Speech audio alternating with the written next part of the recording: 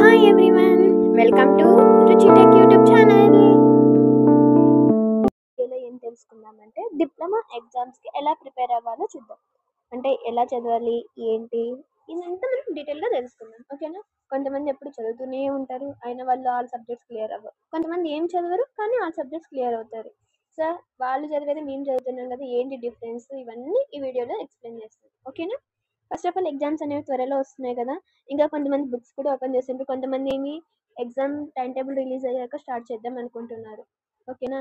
అలా వద్దండి, ఎప్పుడైనా సరే కాన్సన్ట్రేషన్గా బాగా జాగ్రత్తగా ప్రిపేర్ అవ్వండి, ఓకేనా? ఎలా ప్రిపేర్ అవ్వాలి ఏంటనేది మీకు ఎక్స్ప్లెయిన్ చేస్తా ఈరోజు, ఓకేనా? సో చాలా మంది ఫస్ట్ ఇయర్లో కొంతమంది రాశారు, ఏది C23 సిలబస్ ఫస్ట్ టైం కదా, వాళ్ళకి చాలా ఎక్స్పీరియన్స్ ఉంటుంది.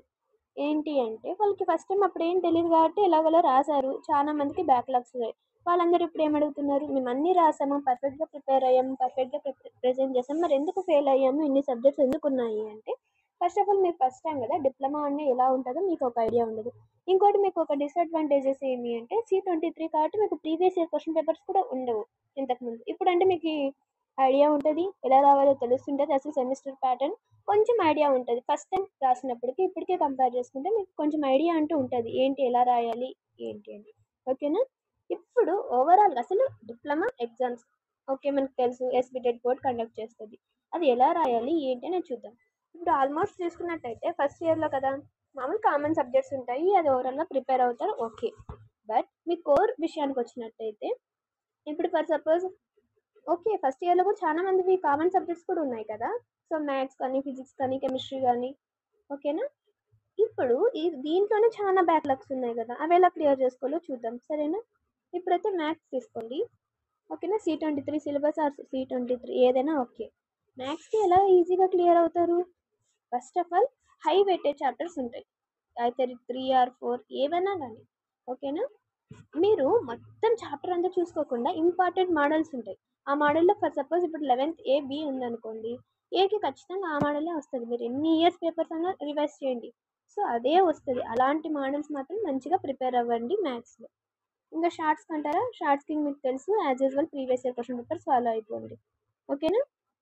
అండ్ తర్వాత ఏంటి అంటే లేదు మాది కెమిస్ట్రీ ఉందనుకో, కెమిస్ట్రీ చాలా ఈజీ అండి. కెమిస్ట్రీ ఎందుకు ఉంది చెప్పండి బ్యాక్లాగ్స్ మీకు?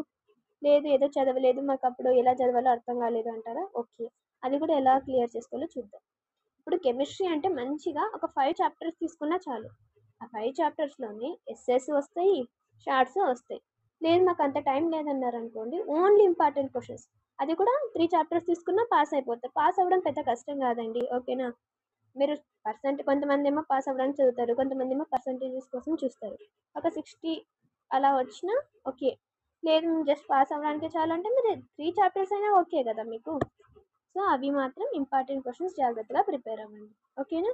ఇంక తర్వాత ఏంటి అంటే ఇప్పుడేమో క్లాసెస్ అసలు జరగట్లేదు, మాకేమో ఎగ్జామ్స్ టెన్షన్ వస్తుంది అనుకోకుండా ఫస్ట్ స్ట్రెస్ తీసుకోవద్దండి, ఫ్రీగా ఉండండి.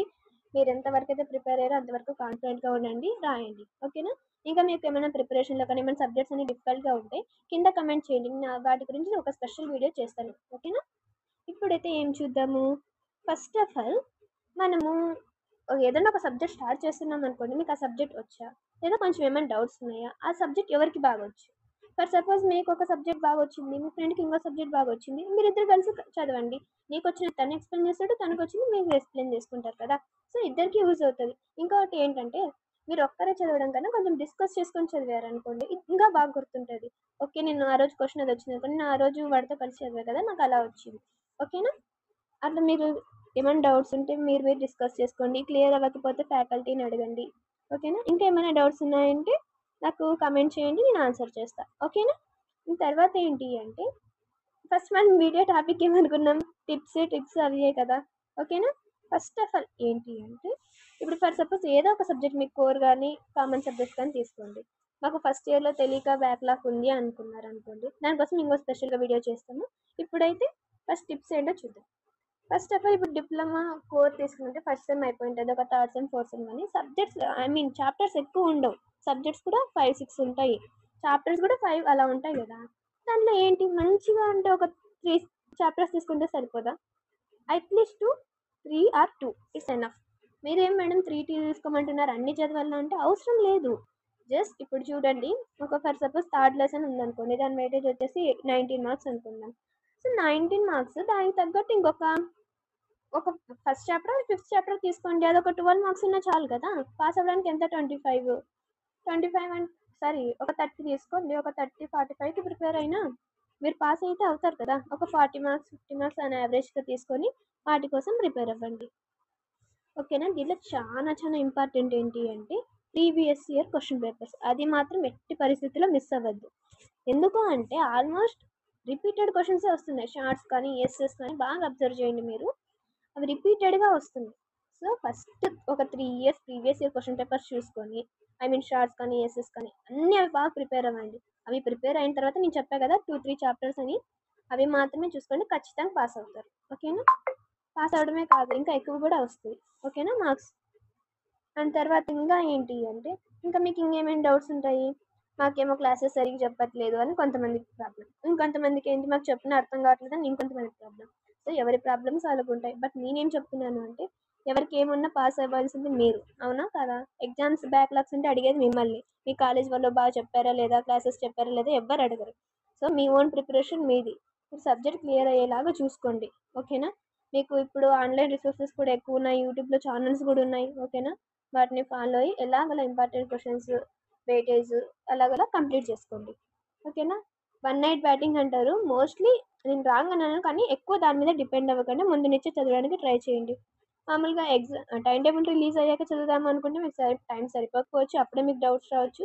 సో ఎవరు ఉండరు కదా, మీరు స్టార్టింగ్ నుంచి ఇప్పుడే స్టార్ట్ చేశారనుకోండి, మీకు అప్పటికల్లా ఇంకా యూజ్ అవుతుంది, అప్పటికల్లా రివిజన్ కూడా కంప్లీట్ అయిపోతుంది, మీకు మార్క్స్ అనేది ఎక్కువ రావడానికి అవకాశం అనేది ఉంటుంది. ఓకేనా? ఇంకా మీకు ఏమైనా డౌట్స్ ఉంటే కింద కమెంట్ చేయండి, ఐ విల్ ఆన్సర్ దెమ్. ఓకేనా? డోంట్ ఫర్గెట్ టు సబ్స్క్రైబ్ రుచి tech YouTube channel. Thank you.